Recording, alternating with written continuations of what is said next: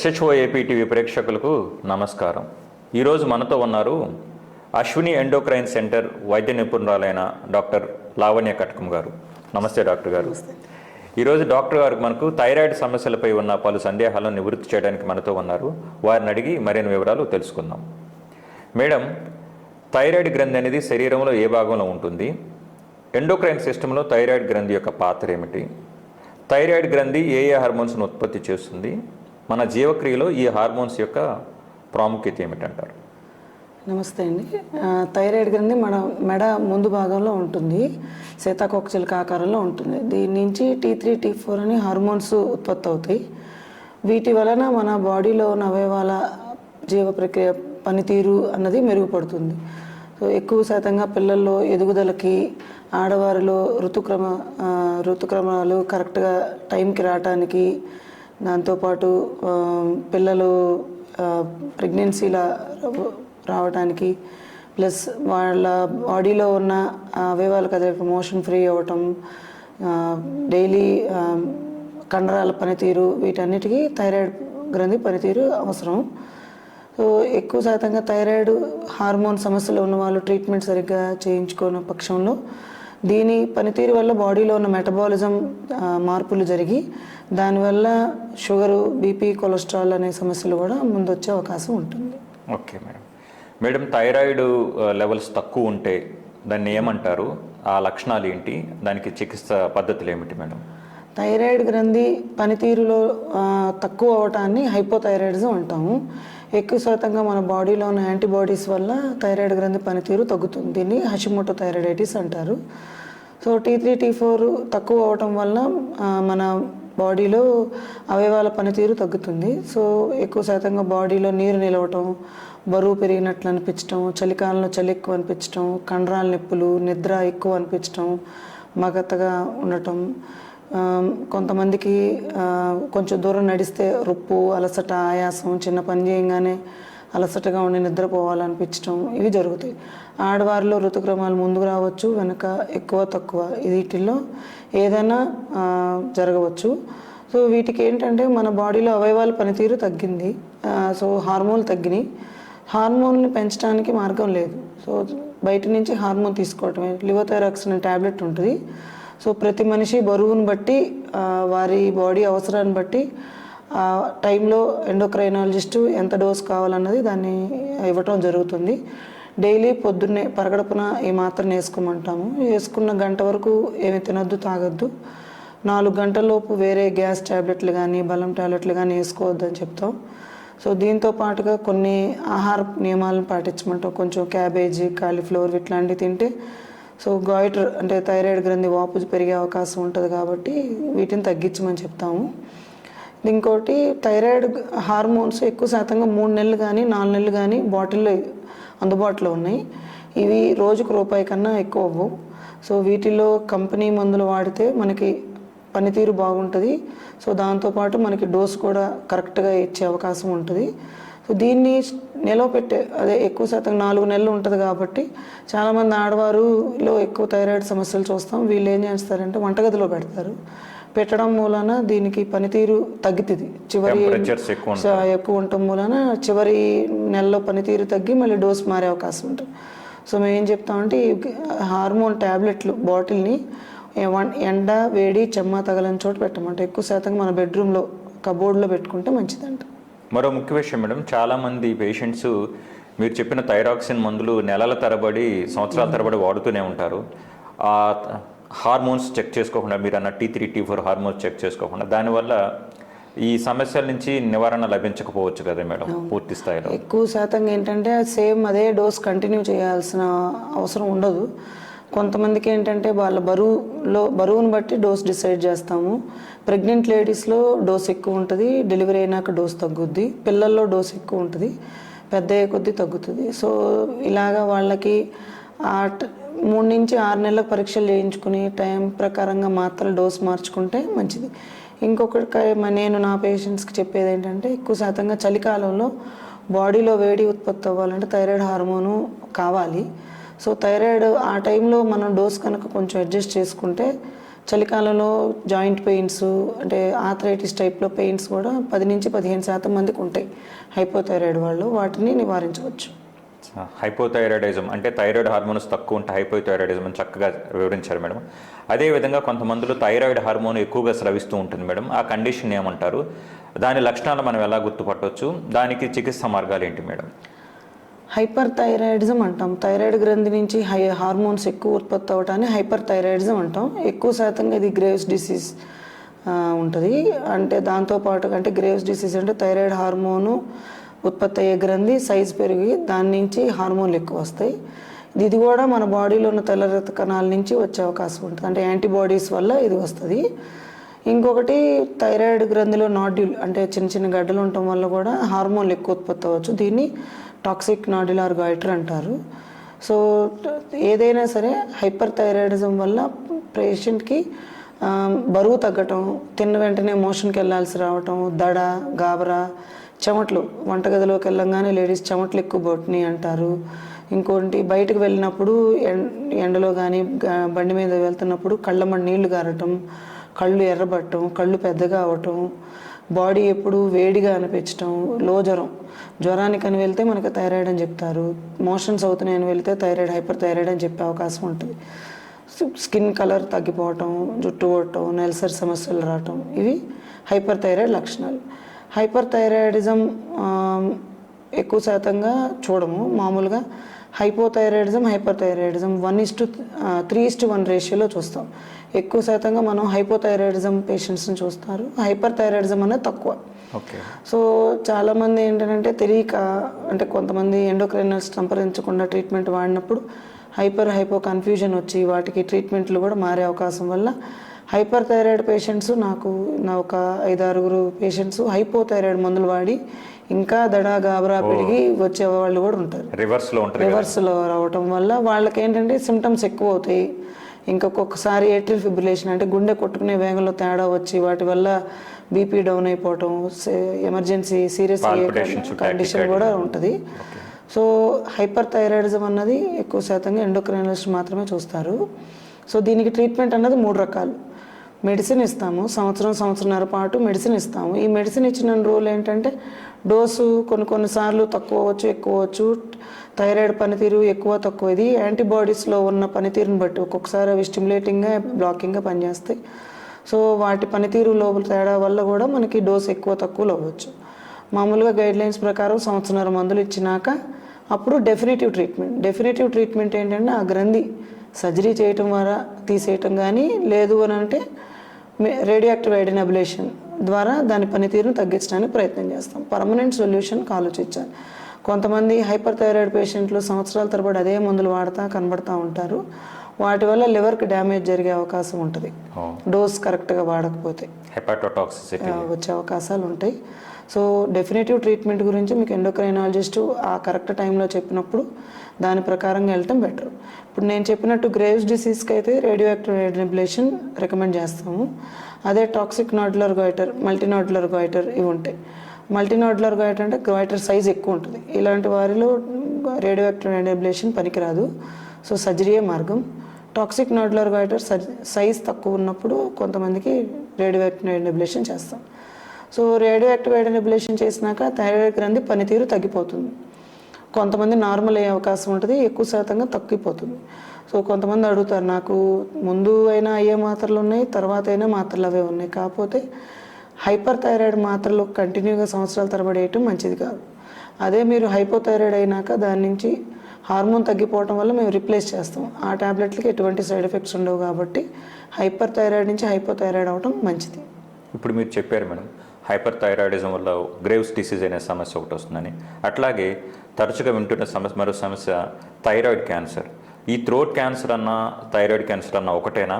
దీనికి ఈ థైరాయిడ్ క్యాన్సర్కి గల కారణాలు ఏమిటి madam? Throat cancer, thyroid cancer ఒకటి కాదండి. థ్రోట్ క్యాన్సర్ ఎక్కువ శాతంగా ఫెరింగ్స్, మన లోపల తీసుకునే లారింగ్స్, విండ్ పైప్ అంటాం కదండి, అక్కడ వచ్చే క్యాన్సర్ని థ్రోట్ క్యాన్సర్స్ అంటారు. వాటికి ఏంటంటే రేడియేషన్ ట్రీట్మెంట్ ఇస్తారు. థైరాయిడ్ క్యాన్సర్ అంటే ఏంటంటే మన థైరాయిడ్ గ్రంథి మెడలో ముందు భాగంలోనే ఉంటుంది. సో మన స్కిన్ కట్ చేయగానే కింద ఉండే థైరాయిడ్ గ్రంథి మాత్రమే ఉంటుంది. సో ఎక్కువ శాతంగా థైరాయిడ్ క్యాన్సర్స్ రావడానికి కారణాలు అన్నది కరెక్ట్గా ఇది అని చెప్పడానికి ఏం లేదు. సో ఎనీ క్యాన్సర్ కారణం అన్నది కరెక్ట్గా చెప్పడానికి లేదు. ఎక్కువ శాతంగా మన పొల్యూషన్ కానీ, ఈ ఆహార నియమాల్లో మార్పులు కానీ, ప్లస్ కొంతమంది ఇదివరకు డయాగ్నోస్టిక్ పద్ధతులు కరెక్ట్గా ఉండేవి కాదు, కరెక్ట్గా కనుక్కునేవాళ్ళు కాదు. ఇప్పుడు కనుక్కోవటానికి పద్ధతులన్నీ అందుబాటులోకి వచ్చినాయి కాబట్టి వీటి ప్రివలెన్స్ పెరిగింది. సో ఎక్కువ శాతంగా మనం వింటూ ఉంటాం థైరాయిడ్ క్యాన్సర్ ఉందని. కానీ వచ్చే క్యాన్సర్లు అన్నిటిలోకి బాడీలో థైరాయిడ్ క్యాన్సర్ మంచిది. సో 95% క్యూర్ ఉంది దానికి. సో మెయిన్ ఏంటంటే పైనే ఉంటుంది, కరెక్ట్ టైంలో సర్జరీ చేయించుకుంటే మీకు గ్రంథి తీసేస్తారు, 95% సర్వైవల్ ఛాన్స్ ఉంటుంది.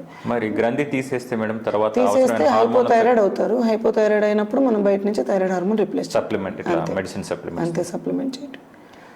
ఓకే, దీనిలో మళ్ళీ కారణాలు వేరే వేరే ఉన్నాయి, క్యాన్సర్లో రకాలు ఉన్నాయి. కాకపోతే అవన్నీ కూడా ఎక్కువ శాతంగా మనం టైమ్లీ డయాగ్నోసిస్, ఇనీషియల్గా చిన్నగా ఉన్నప్పుడు కనుక్కోవటం మంచిది. అది పాకినాక మనం చేయగలిగింది ఏం లేదు. ఎలా గుర్తించవచ్చు మేడం థైరాయిడ్ క్యాన్సర్? ఎక్కువ శాతంగా కొంతమంది మా దగ్గరికి థైరాయిడ్ వాచిందని చెప్పి వస్తారు, గడ్డలాగా ఉందని చెప్పి వస్తారు. అలా వచ్చినాక 6 నెలలకు సంవత్సరాల తర్వాత వస్తారు. అది బాగానే ఉంది కదా, నాకు నొప్పి లేదు కదా అని వదిలేస్తారు. అలా కాకుండా మేమేమంటాం, ఏదైనా వాపు కనబడింది, మీకు ఇంతమంది లేదు, వాపు కనబడింది మెడలో అనుకుంటే ఇమీడియట్గా డాక్టర్ని కలిస్తే మీకు అల్ట్రాసౌండ్ స్కాన్ చేస్తారు. ఫస్ట్ ఏమైనా గడ్డలాగా అనిపిస్తే సూది పరీక్ష, FNAC అంటాం, దాన్ని తీస్తారు. అది తీసినప్పుడు మీకు డయాగ్నోసిస్ తెలుస్తుంది. దాన్ని బట్టి వెయిట్ చేయొచ్చా లేదంటే ఇమీడియట్గా సర్జరీకి వెళ్ళాలన్నా తెలుస్తుంది. మేడం, ఇంతకుముందు ఎవరో ఒక పేషెంట్ అనుకుంటుంటే మరి అవగాహన లోపం వల్ల కావచ్చు, నేను విన్నాను. ముఖ్యంగా మీరు అన్నారు FNAC, fine needle aspiration cytology.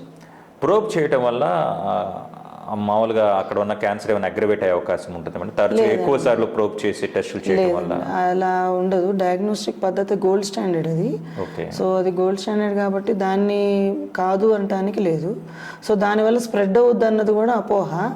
అవి కొన్ని క్యాన్సర్స్కి చెప్తున్నారు, కానీ అది కూడా మీ మెడికల్ ఆంకాలజిస్ట్ మీకు క్లారిటీ ఇస్తారు ఆ టైంలో. ఫస్ట్ ఇనీషియల్గా సూది పరీక్ష చేయందే మీకు కారణం ఏంటన్నో తెలియదు. సో చేయించుకోవడమే కరెక్ట్ పద్ధతి. Very nice. ముఖ్యంగా మేడం, పిల్లలు గ్రోత్లో కానివ్వండి లేదా డెవలప్మెంట్లో కానివ్వండి థైరాయిడ్ హార్మోన్ పాత్ర ఏమైనా ఉంటుందా మేడం? థైరాయిడ్ హార్మోను మన బోన్స్ గ్రోత్కి చాలా ఇంపార్టెంట్. T3, T4 అన్నవి హైట్ పెరగడంలో చాలా ఇంపార్టెంట్ రోల్ ప్లే చేస్తాయి. ప్లస్ పిల్లల్లో మొదటి 2 సంవత్సరాల్లో బ్రెయిన్ డెవలప్మెంట్ కూడా జరుగుతుంది. దీనికి కూడా థైరాయిడ్ హార్మోన్స్ కావాలి. సో ఇది వరకు 15 సంవత్సరాల క్రితం 3600 మంది పిల్లలు పుడితే ఒకరికి థైరాయిడ్ సమస్య ఉందనేవాళ్ళు. సో దానికి కంజెనిటల్ హైపోథైరాయిడ్ అంటారు. వాళ్ళకి ట్రీట్మెంట్ ఇమీడియట్గా మొదటి 2 వారాల్లో కానీ నెల లోపల కానీ కనుక్కుని దానికి ట్రీట్మెంట్ చేయించుకుంటే మామూలు పిల్లల్లాగే ఉంటారు. అదే వాళ్ళకి ట్రీట్మెంట్ చేయకపోతే మాత్రం వాళ్ళ హైట్ పెరుగుదల తగ్గుద్ది, మానసిక ఎదుగుదల తగ్గుద్ది, మార్కులు సరిగ్గా రావు. మనం ఒక 2 ఏళ్ల తర్వాత కనుక్కుని ట్రీట్మెంట్ చేసినా ఈలోపు బ్రెయిన్ డెవలప్మెంట్ అన్నది జరిగిపోతుంది. మొత్తం అవయవాల పెరుగుదల కానీ ఏదైనా అన్నీ స్లో అయిపోతాయి. బుద్ధిమాంద్యం అంటారు. అది మోస్ట్ కామన్ ట్రీటబుల్ కాజ్ అది. సో పిల్లల్లో ఎదుగుదల సమస్యలు మోస్ట్ కామన్ కాజు హైపోథైరాయిడిజం. ఎంత తొందరగా సింపుల్ 200 నుంచి 500 తీసుకుంటారు మీకు థైరాయిడ్ టెస్ట్కి, బ్లడ్ టెస్ట్. దాన్ని చేయించుకుంటే ఇమ్మీడియట్గా ట్రీట్మెంట్ చేయించుకుంటే ఇబ్బంది ఉండదు. కొన్ని కంట్రీస్లో పుట్టిన ప్రతి బేబీకి థైరాయిడ్ టెస్ట్ చేయడం అనేది రూలు. మనకి ఇండియాలో ప్రస్తుతానికి ఆ రూల్ లేదు. ఆ రూల్ కోసం చెప్తున్నారు గవర్నమెంట్కి, ఎండోక్రైనాలజీ సొసైటీ నుంచి చెప్తున్నారు. బట్ అది ఇంకా అవగాహన కరెక్ట్గా రాలేదు, రూల్ రాలేదు. కాకపోతే మేము మా దగ్గరకు వచ్చిన ప్రతి లేడీకి, ప్రెగ్నెంట్ లేడీకి చెప్తాం, పుట్టిన ప్రతి బేబీకి 3వ రోజు 5వ రోజు థైరాయిడ్ టెస్ట్ చేయించుకుంటే TSH కనుక <6 ఉంటే నార్మల్, more than 6 ఉంటే ఎండోక్రైనాలజిస్ట్ని కన్సల్ట్ అవ్వండి. మేడం, ఇప్పుడు మీరు థైరాయిడ్ లోపం వల్ల వచ్చే బుద్ధిమాంద్యానికి ఆటిజం ఈ రెండింటి మధ్య ఏమైనా పోలికలు ఉన్నాయా? పేరెంట్స్ ఏమైనా ఈ రెండింటి మధ్య కన్ఫ్యూజ్ అయ్యే అవకాశం ఏమైనా ఉందంటారా? ఆటిజం అన్నది ఒక స్పెక్ట్రమ్ ఆఫ్ డిజార్డర్. అది నరాల కెమికల్స్లో లోపం వల్ల ఎదుగుదల ప్రాబ్లం వస్తుంది. అది ఎక్కువగా పిల్లలు వాళ్ళలో వాళ్ళు మాట్లాడుకోవటం, వాళ్ళు ఒంటరిగా ఉండటానికి ఇష్టపడటం, వేరే వాళ్ళలో కలవకపోవటం అట్లా ఉంటుంది.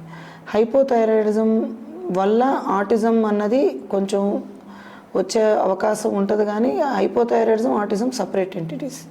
సో డయాగ్నోసిస్ చేసేటప్పుడు ముందు ఇనిషియల్గా థైరాయిడ్ టెస్ట్ చేసి అది కాదు అంటేనే ఆటిజం అంటారు. ముందు ఇది రూల్ అవుట్ చేసుకున్నాక ఆటిజం.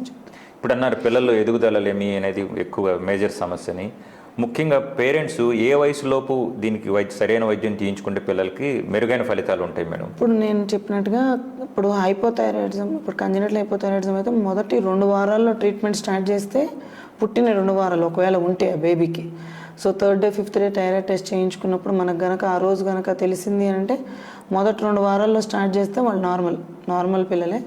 సో ఫస్ట్ ఇనీషియల్గా మనం 2 వారాలకు ఒకసారి, తర్వాత నెలకు ఒకసారి, తర్వాత 3 నెలలకి 6 నెలలకు ఒకసారి థైరాయిడ్ టెస్ట్ చేయించుకుని వాళ్ళని ఫాలో అప్ అవుతూ ఉంటాం. సో వాళ్ళ 18 ఏళ్ళ వయసు వచ్చి వాళ్ళ గ్రోత్ అంతా డెవలప్మెంట్ అంతా జరిగే వరకు ప్రతి సంవత్సరం 6 నెలలకు ఒకసారి కానీ 4 నెలలకు ఒకసారి ఎండోక్రైనాలజిస్ట్ చూస్తారు. ఏదైనా సమస్య అనిపించినప్పుడు ఆ టైంకి ఒక్కొక్కసారి ఏంటంటే థైరాయిడ్ సమస్యతో పాటుగా గ్రోత్ హార్మోన్ సమస్య కూడా ఉండే అవకాశం ఉంటుంది. వాటి ఇనీషియల్గా చూసుకుని వాళ్ళు చెకప్ చేయించుకుంటారు. ఇప్పుడు మీరు 2 వారాల్లో పిల్లలకి ఎలా నిర్ధారించాలి మేడం? రక్త పరీక్ష ద్వారా? రక్త పరీక్ష ద్వారానేనండి. రక్త పరీక్ష అందరికీ చేయించాలి మేడం లేదా అది గవర్నమెంట్ రూల్ తెస్తే బాగుంటుందని మేము అనుకుంటున్నాం. ఎందుకంటే ఇదివరకు 3600 మంది పిల్లల్లో థైరాయిడ్ సమస్య ఉందని వాళ్ళు ఇప్పుడు 1000 మందిలో ఒకళ్ళకి థైరాయిడ్ సమస్య ఉంటుంది పుట్టిన పిల్లలు.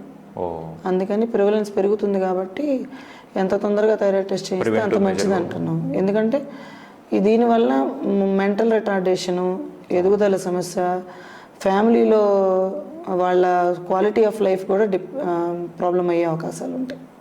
ప్లస్ ప్రతి చైల్డ్ ఇప్పుడు హైట్ మీకు పెరగట్లేదు అనిపిస్తే 1 సంవత్సరం 2 సంవత్సరాలు అబ్జర్వ్ చేసి ఇమీడియట్గా ఎండోక్రైనాలజిస్ట్ దగ్గర తీసుకొస్తే వాళ్ళకి హైట్కి కూడా గ్రోత్ హార్మోన్ సమస్యల్ని డయాగ్నోస్ చేసి వాటికి తగ్గట్టుగా ట్రీట్మెంట్ చేసే అవకాశం ఉంటుంది.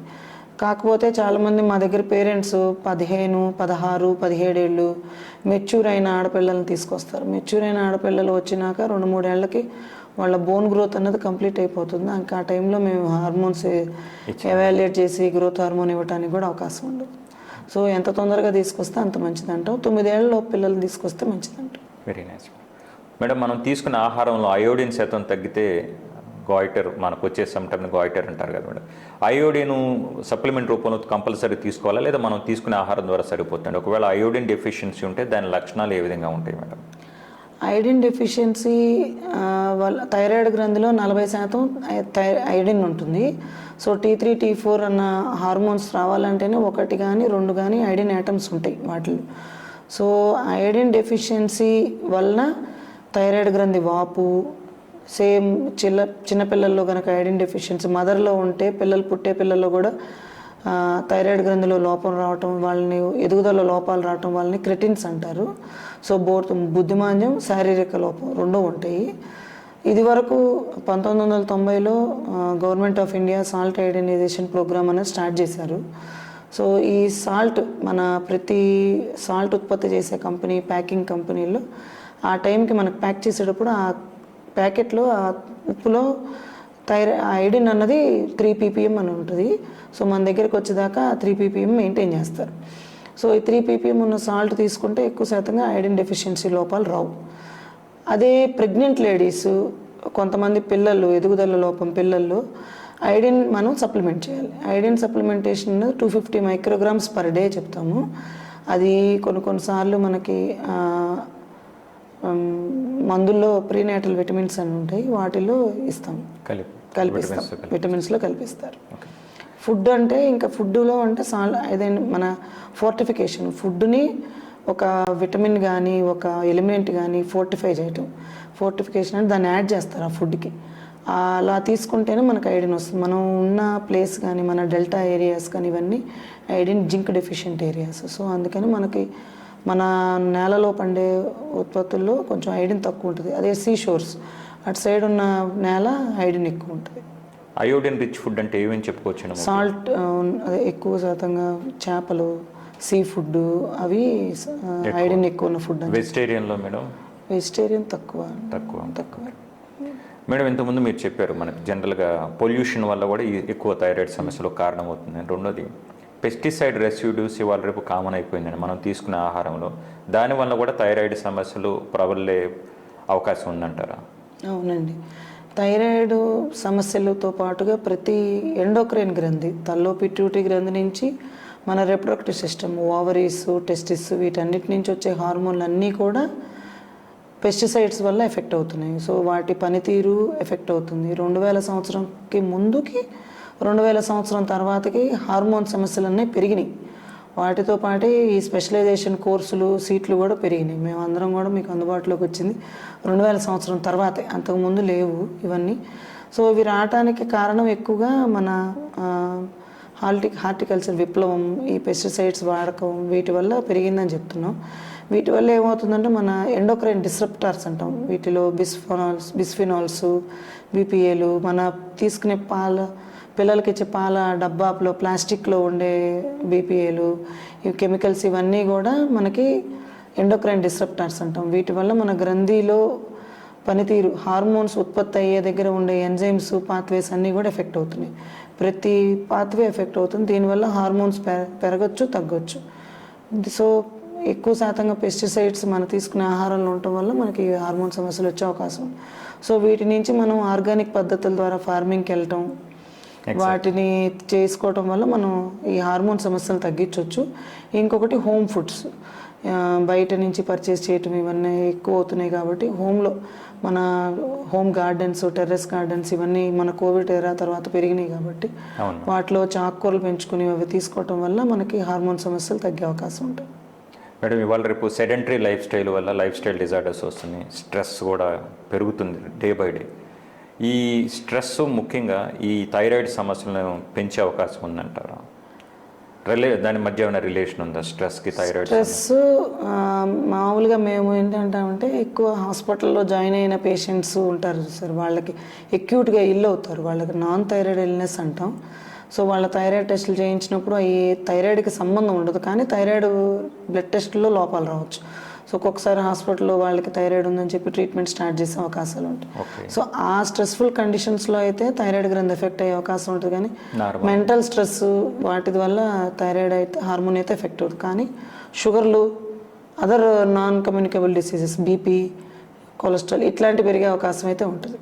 సెడెంటరీ లైఫ్ స్టైల్ వల్ల వచ్చే ప్రాబ్లం ఏంటంటే థైరాయిడ్ హార్మోన్ సమస్యలు ఉన్న పేషెంట్స్ ఆల్రెడీ వాళ్ళకి కొంచెం మజిల్ పెయిన్స్, బోన్ పెయిన్స్ ఇవన్నీ ఉండే అవకాశం ఉంటుంది.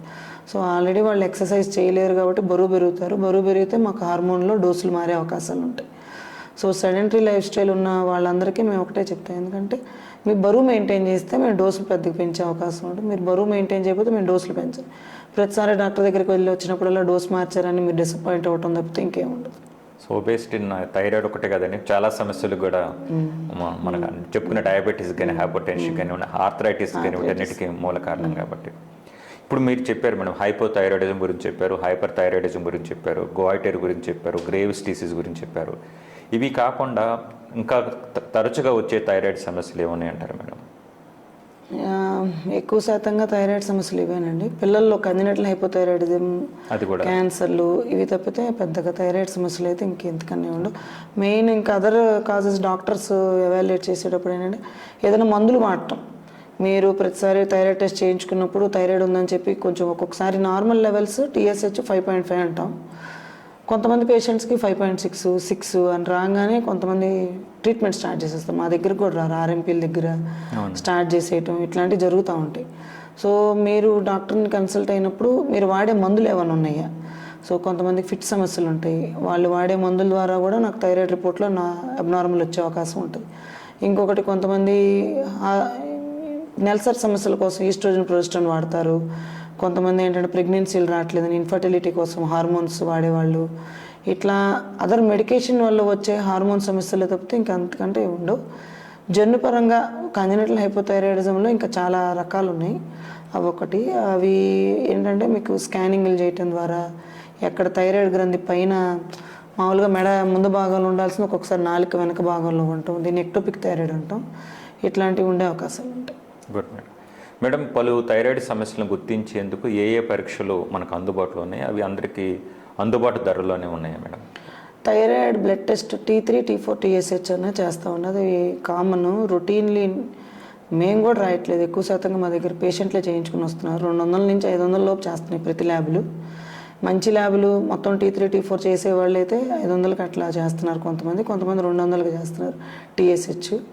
సో బ్లడ్ టెస్ట్లో ఇది ఒకటి, FT3, FT4 అని ఒకటి. యాంటీబాడీ పరీక్షలు ఇవన్నీ కూడా బ్లడ్ టెస్ట్లేనండి. Anti TPO antibodies, anti TSH receptor antibodies ఇవి చూస్తాం. సో నేను ఇందాక చెప్పినట్టు థైరాయిడ్ సమస్యకు కారణం ఇవి యాంటీబాడీస్.